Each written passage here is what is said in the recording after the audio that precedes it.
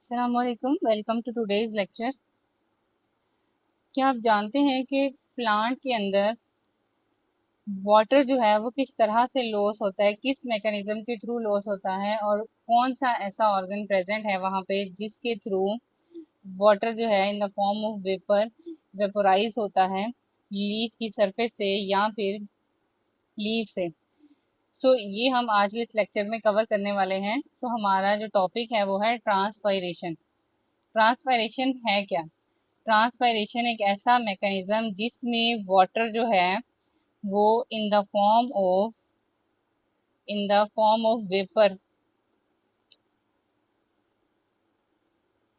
Plant की surface से loss हो, इन the form of loss of water in the form of vapour. This is called transpiration. ये आपके पास क्या कहलाता है? ट्रांसपायरेशन कहलाता है। The loss of water in the form of vapor from plant surface is called transpiration। अब ये loss जो है ये डिफरेंट पूरे प्लांट की, ये जो लॉस ऑफ वाटर है ये पूरे प्लांट के डिफरेंट डिफरेंट सरफेसेस से लॉस होता है। तो कहाँ कहाँ से होता है? ये आपके पास स्टोमेटा के थ्रू हो सकती है, तो जिसको स्टोमेटल ट्रांसपायरेशन कहा जाता है। ये आपके पास लेंटिकुलर हो सकती है, लेंटिसेल्स प्रेजेंट होते हैं वहां से हो सकती है, तो वो आपके पास लेंटिकुलर ट्रांसपायरेशन कहलाती है। इस तरह से ये डिफरेंट मैकेनिज्म के थ्रू ट्रांसपायरेशन होती है। तो ये जो लॉस है ये स्टोमेटा के थ्रू हो सकती है जो कि लीव्स में प्रेजेंट होते हैं, या फिर क्यूटिकल से हो सकती है जिसको क्यूटिकुलर ट्रांसपायरेशन कहा जाता है, या फिर एक स्पेशल ओपनिंग दरख्त के ऊपर प्रेजेंट होती है, स्टेम के ऊपर प्रेजेंट होती है। अब उस ओपनिंग के थ्रू इस तरह से ये पोर्स प्रेजेंट होते हैं जिसको लेंटिसेल्स कहा जाता है। ये लेंटिसेल्स जो है रिस्पॉन्सिबल होते हैं वाटर को लॉस करने के लिए in the form of vapours. तो तीन तरह की ट्रांसपायरेशन जो है वो होती है: स्टोमेटल ट्रांसपायरेशन, क्यूटिकुलर ट्रांसपायरेशन और लेंटिकुलर ट्रांसपायरेशन जो कि लेंटिसेल्स के थ्रू होती है। अब ट्रांसपायरेशन जो है मोस्टली स्टोमेटा के थ्रू होती है, लीफ से, जिसको कहा जाता है स्टोमेटल ट्रांसपायरेशन। अब ये लीफ के अंदर होती है, कैसे होती है वो हम देखते हैं कि ये आपके पास जो है वो जाइलम सेल्स प्रेजेंट है। हमें पता है कि जाइलम टिश्यूज के अंदर क्या चीज प्रेजेंट होती है? वाटर प्रेजेंट होता है जो कि वाटर को ट्रांसपोर्ट कर रहा होता है। तो जाइलम से ये जो वाटर है ये सेल वॉल तक आता है। किसकी सेल वॉल तक? मीजोफिल सेल्स की सेल वॉल तक आता है। From the moist walls of mesophyll cell. अब यहाँ से मीजोफिल सेल की जो वॉल है वो मॉइस्ट हो जाती है, जो सेल वॉल है वो नमी वाली हो जाती है, मॉइस्ट हो जाती है, जिससे वाटर जो है वो इवेपोरेट होता है। कहाँ से? ये जो एयर स्पेसिस प्रेजेंट है यहाँ से वाटर जो है वो इवेपोरेट होना स्टार्ट हो जाता है वेपर्स की फॉर्म में, और ये मूव करता है टूवर्ड्स स्टोमेटा। स्टोमेटा की तरफ जो है वो मूव करता है। अब स्टोमेटा है क्या? अब ये देख लें कि ये आपके पास क्या चीज प्रेजेंट है। इस तरह से आपके पास स्ट्रक्चर प्रेजेंट होता है जो कि आपको यहाँ पे नजर आ रहा होगा। ये आपको इस डायग्राम में भी नजर आ रहा होगा। ये जो स्ट्रक्चर है ये क्या कहलाता है? स्टोमेटा कहलाता है। इसको हम इस तरह से ड्रॉ कर सकते हैं। अब जब ये ट्रांसपायरेशन का मैकेनिज्म होता है तो अब इस स्टोमेटा के दो हिस्से होते हैं। ये आपके पास जो है इसको कहा जाता है गार्ड सेल। क्या कहा जाता है इसको? Guard cell. और जब ये फूलता है, वैसे तो ये इस तरह से होता है, जब ये फूलता है तो ये कुछ इस तरह की शेप बना लेता है। जब ये इस तरह की शेप बनाता है तो अब इसके दरमियान में जो स्पेस प्रेजेंट होती है उसको कहा जाता है स्टोमा। क्या कहा जाता है? स्टोमा, जो हम नेक्स्ट मैकेनिज्म में भी डिटेल से पढ़ेंगे। अब ये आपके पास क्या कहलाता है? स्टोमेटा। तो जो ट्रांसपायरेशन है वो कैसे होती है? वो जाइलम सेल से वाटर जो है वो एंटर होता है कहाँ पे? आपके पास एपिडर्मल सेल में एंटर होके वॉल तक आता है, एपिडर्मिस की वॉल तक, और वहां से वेपर्स की फॉर्म में कन्वर्ट हो जाता है। और वो जो एयर स्पेसिस प्रेजेंट होती है वहां पे, वहां से क्या होता है? स्टोमेटा के पास आता है और स्टोमेटा से मूव कर जाता है आउटसाइड। ये आपके पास क्या कहलाती है? ट्रांसपायरेशन। और ये उसका क्या है? ट्रांसपायरेशन का कि स्टोमेटा के थ्रू कैसे होती है। अब मैकेनिज्म क्या है? कि कैसे स्ट्रोमेटा जो है वो ओपन होता है, कैसे गैस जो है इसमें से निकलती है, दिन के वक्त क्या करता है और रात के वक्त स्ट्रोमेटा का क्या फंक्शन होता है। सो ये हम जो है वो मैकेनिज्म में डिस्कस करेंगे। अब स्ट्रोमेटा जो है उसके पास एबिलिटी है क्लोज और ओपन होने की। क्यों? क्योंकि ये स्टोमेटा जो है अपने अंदर वाटर को इनटेक करता है, जिसकी वजह से ये फूल जाता है, जिसको कहते हैं टर्जिट हो जाता है, और ये टर्गर प्रेशर को मेंटेन करता है। अब टर्गर प्रेशर है क्या? Turgor pressure basically hydrostatic force होती है जो कि प्लांट सेल के अंदर अगेंस्ट द सेल वॉल क्या कर रही होती है, एग्जर्ट हो रही होती है। वो आपके पास क्या कहलाती है? टर्गर प्रेशर कहलाती है। Turgor pressure is the hydrostatic force exert by plant cells, जो कि प्लांट सेल से एक्सर्ट होती है। कहाँ पे? प्रोटोप्लास्ट, प्लांट सेल के प्रोटोप्लास्ट से एक्सर्ट होती है, और किस तरफ को आती है? Against the cell wall. तो सेल मेम्ब्रेन को क्या कर देती है? फुला देती है, और क्या कर देती है? सेल वॉल जो है वो, सॉरी, सेल मेम्ब्रेन जो है वो सेल वॉल के साथ आके लग जाती है। तो इस तरह से वो अपना टर्गर प्रेशर जो है वो मेंटेन कर रहे होते हैं। अब the sausage shaped guard cell are the only epidermal cell which contain chloroplast। ऐसे sausage shaped सेल जिसके पास क्लोरोप्लास्ट प्रेजेंट है उनको क्या कहा जाता है? Epidermal cells. वो एपिडर्मल सेल जो है उनके अंदर क्लोरोप्लास्ट प्रेजेंट होता है, जैसे आपको यहाँ पे नजर आ रहे होंगे। ये पेलिसेड मीजोफिल सेल्स है, यहाँ पे आपको क्लोरोप्लास्ट की अमाउंट ज्यादा नजर आ गई। ये जो डॉट है ये आपके पास क्या है? क्लोरोप्लास्ट है, प्लास्ट। जबकि जो आपके पास स्पॉन्जी मीजोफिल है वहां पे क्लोरोप्लास्ट की अमाउंट जो है वो क्या है? कम है। तो अब यहाँ पे वो ये कह रहे हैं कि ये आपके पास जो क्लोरोप्लास्ट हैं वो एपिडर्मल सेल में प्रेजेंट होंगे, और कौन से वाले? जो सोसेज शेप के गार्ड सेल्स होंगे वहां पे। Their cell wall is thicker on the inside and thinner elsewhere. अब इसकी सेल वॉल जो है वो क्या होगी? वो सेल वॉल जो है वो थिक हो जाएगी, मोटी हो जाएगी अंदर वाली साइड से, जबकि बाहर वाली साइड से वो क्या होगी? बारीक होगी, इस तरह से।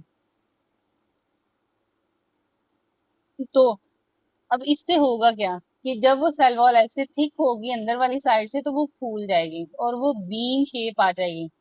जब वो बीन शेप आएगी तो इसका मतलब ये है कि उन दोनों सेल वॉल के दरमियान में स्पेस आ गई है, क्योंकि ये दोनों सेल वॉल, दोनों गार्ड सेल की जो सेल वॉल है वो एक दूसरे से सेपरेट हो गई हैं दरमियान से। पहले वो ऐसे जुड़ी हुई थी, फिर वो क्या हो गई? सेपरेट हो गई एक दूसरे से, और वहां पे स्पेस प्रेजेंट आ गई। अब वो स्पेस को क्या कहा जाता है? स्ट्रोमा। अब ये जो इनर साइड है cell wall of both guard cell move away from each other, so the stroma between them open. जिससे क्या होगा? स्ट्रोमा जो है वो ओपन हो जाएगा, खुल जाएगा। अब ये इवेंट जो है दिन के वक्त क्या करता है और रात के वक्त क्या करता है, ये हम नेक्स्ट देख लेते हैं। अब दिन के वक्त क्या होता है? दिन के वक्त आपके पास फोटोसिंथेसिस का मैकेनिज्म हो रहा होता है।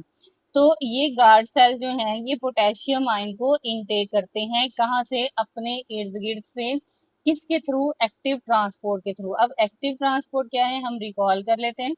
एक्टिव ट्रांसपोर्ट बेसिकली ऐसी ट्रांसपोर्ट है जो कि एनर्जी के थ्रू होती है। ट्रांसपोर्टेशन जिसमें एनर्जी लगती है वो आपके पास क्या कहलाती है? एक्टिव ट्रांसपोर्ट कहलाती है।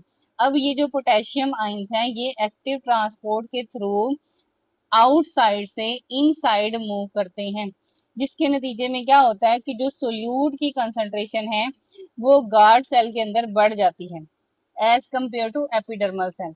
मतलब ये कि एपिडर्मल सेल में जो है सोल्यूट की कंसंट्रेशन क्या हो जाती है? कम, जबकि गार्ड सेल में सोल्यूट की कंसंट्रेशन क्या हो जाती है? ज्यादा। अब इसमें ज्यादा होने की वजह से as compare to epidermal cell तो क्या होता है कि वाटर जो है वो मूव करना शुरू कर देता है, क्योंकि हमने ये कहा कि ऑस्मोसिस का प्रोसेस वहां होता है जहां सोल्यूट की कंसंट्रेशन की तरफ, जहां सोल्यूट की कंसंट्रेशन ज्यादा वहां जो है वो वाटर मूव करने लग जाता है।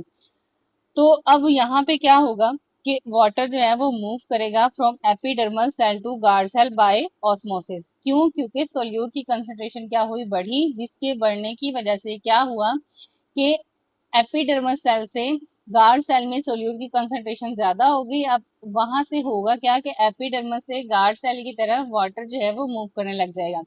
The guard cell become turgid. अब मूवमेंट की वजह से गार्ड सेल जो है वो फूल जाएंगे, टर्जिट हो जाएंगे।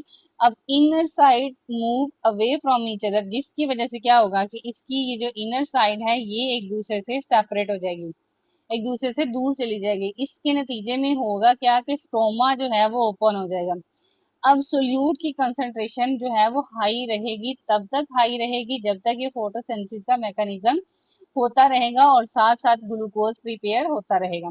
The solute concentration remain high in guard cell because, क्यों? क्योंकि वहां पे क्या हो रहा है, फोटोसिंथेसिस का मैकेनिज्म हो रहा है, ग्लूकोज प्रिपेयर हो रहा है, जिसकी वजह से वहां पे वाटर जो है वो चाहिए।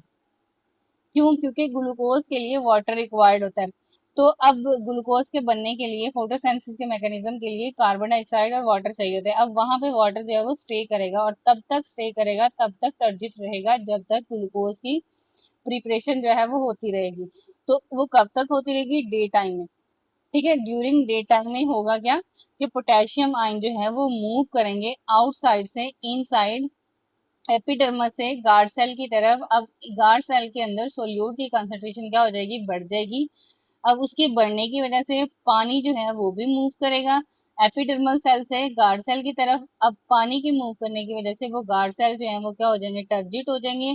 उनकी जो सेल वॉल है वो एक दूसरे से अंदर वाली साइड से सेपरेट हो जाएगी और वहां पे स्टोमा ओपन हो जाएगा। अब उससे होगा क्या कि जो सोल्यूट की कंसंट्रेशन है वो तब तक हाई रहेगी गार्ड सेल में जब तक फोटोसिंथेसिस का मैकेनिज्म रहेगा, ग्लूकोज बनता रहेगा। ग्लूकोज के बनने के लिए वाटर की रिक्वायरमेंट होती है, so water stay in them and they remain turgid. ये आपके पास कब होगा? दिन के वक्त। अब रात के वक्त क्या होगा? रात के वक्त में आपके पास ग्लूकोज की कंसंट्रेशन जो है वो फॉल होने लग जाती है। क्यों? क्योंकि रेस्पिरेशन का मैकेनिज्म स्टार्ट हो जाता है। दिन के वक्त भी हो रहा था लेकिन स्लो होता है। रात के वक्त में फोटोसिंथेसिस का मैकेनिज्म क्या हो जाता है? बिल्कुल बंद हो जाता है। इवनिंग में क्या होगा? ग्लूकोज की कंसंट्रेशन जो है वो कम होना शुरू हो जाएगी। कहाँ पे? गार्ड सेल के अंदर। तो अब उससे होगा क्या कि वो जो पोटेशियम आयन अंदर आए थे वो बाहर मूव करने लग जाएंगे। जब वो बाहर मूव करेंगे तो उससे होगा क्या कि वो जो फूला हुआ, टर्जिड हुआ हुआ गार्ड सेल था वो दोबारा से क्या हो जाएगा? चिपक जाएगा या पिचक जाएगा। तो ये जो है आपके पास ये move back into epidermal cell, potassium ion जो है वो मूव बैक कर जाएंगे, जिसके नतीजे में वाटर भी क्या करेगा? वापस जाएगा। कहाँ से? गार्ड सेल से। और ये जो है गार्ड सेल अपनी टर्जिडिटी को लॉस कर देंगे। अब उससे होगा क्या कि दोनों जो गार्ड सेल की, इस गार्ड सेल की और इस गार्ड सेल की इनर वॉल है वो एक दूसरे के साथ क्या हो जाएंगी? दोबारा से क्लोज हो जाएंगी और वहां पे स्टोमा जो है वो क्लोज हो जाएगा। तो ये आपके पास गार्ड सेल का या स्टोमेटा का मैकेनिज्म है, जिसके थ्रू स्टोमेटा जो है वो ओपन होता है और क्लोज होता है और वाटर जो है वो एंटर होता है या सोल्यूट की कंसंट्रेशन जो है वो बढ़ती है या पोटेशियम आयन जो है वो एंटर होते हैं। सो ये हमारे पास क्या है? ट्रांसपायरेशन। अब इस ट्रांसपायरेशन के कुछ फैक्टर्स हैं जिसके ऊपर ये डिपेंड कर रहा होता है। अब ट्रांसपायरेशन के ऊपर कौन कौन से फैक्टर जो है वो डिपेंड करते हैं? सबसे पहला आपके पास फैक्टर है टेम्परेचर। टेम्परेचर कैसे इफेक्ट कर रहा होता है कि जब टेम्परेचर बढ़ेगा तो तब क्या होगा? टेम्परेचर के बढ़ने की वजह से increase in the rate of transpiration, transpiration का रेट भी क्या होगा? बढ़ेगा। अब उसमें होगा क्या? It is due to fact that high temperature water evaporate more quickly. जितना ज्यादा टेम्परेचर होगा वाटर जो है उतनी जल्दी से क्या होगा? इवेपोरेट होगा। बिल्कुल ऐसे जैसे हमारे अंदर जो है वो गर्मियों में पसीना ज्यादा आता है as compare to winter. Summer में जो है वो हमारे हमें पसीना आता है, हमारे अंदर जो है वो वाटर लॉस होता है। ऐसे ही प्लांट्स के अंदर मोर क्विकली वाटर लॉस होगा। कब? ड्यूरिंग हाई टेम्परेचर और लो टेम्परेचर में कम होगा। नेक्स्ट, जब विंड, अब विंड जो है, जब wind speed up transpiration by carrying away humid air. अब क्या होगा? वो जो नमी वाली हवा थी वो विंड की चलने की वजह से, मूविंग एयर की वजह से क्या होगा कि वो ह्यूमिड एयर है वो इर्द गिर्द से दूर चली जाएगी। अब उससे होगा क्या कि जो प्लांट है वो अपने टेम्परेचर को मेंटेन करने के लिए मोर इवेपोरेशन करेगा। अब उससे और ज्यादा इवेपोरेट जो है वो वाटर होगा, तो इसका मतलब जितनी ज्यादा विंड होगी उतनी ज्यादा इवेपोरेशन का प्रोसेस होगा। Humidity, the higher is humidity, जितनी ज्यादा ह्यूमिडिटी होगी, जितनी ज्यादा नमी होगी, उतनी कम इवेपोरेशन होगी। मतलब ये कि टेम्परेचर जो है वो डायरेक्टली प्रोपोर्शनल है किसके, ट्रांसपायरेशन के।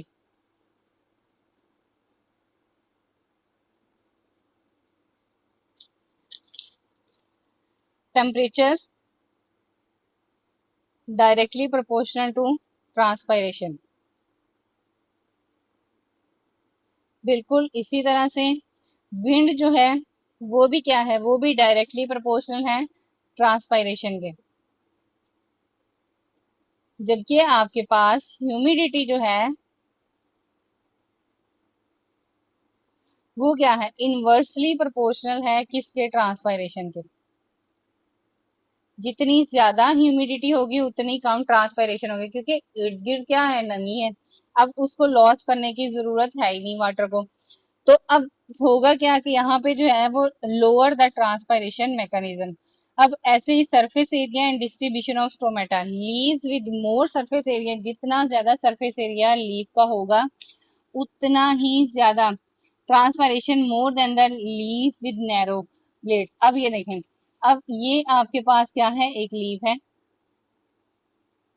और ये आपके पास क्या है, एक दूसरा लीफ है। अब इसका क्या है, सरफेस एरिया ज्यादा है, तो इसके सरफेस एरिया ज्यादा होने की वजह से क्या होगा कि इसके अंदर स्टोमेटा भी ज्यादा होंगे। स्टोमेटा ज्यादा होंगे तो इसमें लॉस ऑफ वाटर भी क्या होगा, ज्यादा। अब नैरो लीफ है तो इसका मतलब इसमें जो है वो क्या होगी, ट्रांसपायरेशन का मैकेनिज्म, लॉस ऑफ वाटर क्या होगा, कम होगा। Leaves with more surface area and transpire more the leaves with narrow blades. In most plant the number of stomata on the lower surface of leaf is greater than the upper surface। क्यों, क्योंकि transpiration के mechanism को रोकने के लिए, water को balance करने के लिए प्लांट के अंदर, कुछ प्लांट्स में क्या होता है, अपर सरफेस की बजाय लोअर सरफेस पे प्रेजेंट होते हैं। जैसे डेजर्ट प्लांट, डेजर्ट प्लांट जो है वहां पे पानी की मिकदार ऑलरेडी कम होती है, तो प्लांट को अपना टेम्परेचर मेंटेन करना है, अपने आप को सरवाइव करवाना है, तो वहां पे क्या होगा कि वो जो स्टोमेटा है वो इन साइड होंगे, अंदर वाली साइड पे होंगे या लोअर साइड पे होंगे as compare to upper surface. Therefore अब वहां पे जब लोअर सरफेस पे होंगे तो इसका मतलब क्या है, वहां पे ट्रांसपायरेशन का मैकेनिज्म भी क्या होगा, कम होगा as compare to upper surface. कुछ स्टोमेटा जो है वो लीफ के अपर सरफेस पे प्रेजेंट होंगे, तो इसका मतलब वहां पे ट्रांसपायरेशन का मैकेनिज्म भी क्या है, ज्यादा। क्योंकि लोअर सरफेस पे प्रेजेंट है तो इसका मतलब क्या है, ट्रांसपायरेशन का मैकेनिज्म भी कम है। तो इस तरह से जो स्टोमेटा की डिस्ट्रीब्यूशन है वो भी बेस कर रही होती है ट्रांसपायरेशन के मैकेनिज्म के लिए। सो आई होप कि ये आपको बहुत अच्छे से समझ आ गया होगा ट्रांसपायरेशन का मैकेनिज्म, और किस तरह से जो है वो स्टोमेटा ओपन और क्लोज होते हैं, वो भी आपको अच्छे से समझ आ गई होगी। इस टॉपिक से रिलेटेड फर्दर आपको कोई क्वेश्चन है तो मुझसे कमेंट बॉक्स में जरूर पूछेगा। मिलते हैं एक नई वीडियो में एक नए टॉपिक के साथ, तब तक के लिए मुझे इजाजत दीजिए। अल्लाह हाफिज।